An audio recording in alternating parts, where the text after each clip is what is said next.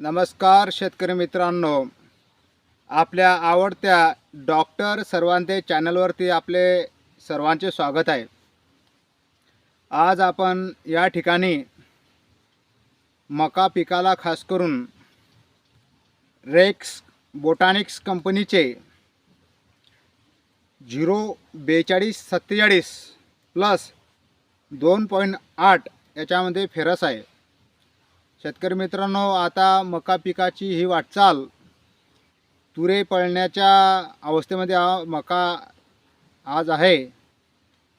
त्यासाठी आपण त्याला 04247 प्लस 2.8 फेरस याच्यामध्ये आहे। शेतकरी मित्रांनो, रेक्स बोटॅनिक्स कंपनी हे एका एकरासाठी 1 लिटरची त्यांनी शिफारस केलेली आहे। जवळपास हे 1 लिटर लिक्विड 50 किलो जे आपलं रासायनिक खत असते त्याची बराबरी करत असते।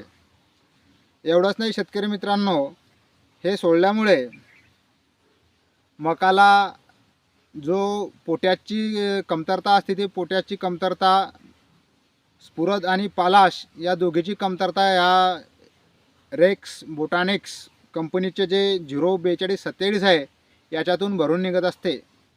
एवढंच नाही शेतकरी मित्रांनो, जे आपण रासायनिक खतं आणतो हे वाहतुकीचा खर्च, शेताला रस्ता नसला त्या ठिकाणी तो इतर त्रास होत असतो। हे आता आज मी 4 एकर मका पिकासाठी हे 4 बॉटल या ठिकाणी आम्ही एकरी 1 लिटर प्रमाणे सोडलेले आहे। नक्कीच शेतकरी मित्रांनो, हे सोडल्यामुळे काय फरक होतो, आता ही जी मका पाठीमागे आपण पाहताय ह्या मकाला फक्त लागवडीच्या वेळेस आम्ही एकदाच खत दिलेलं आहे।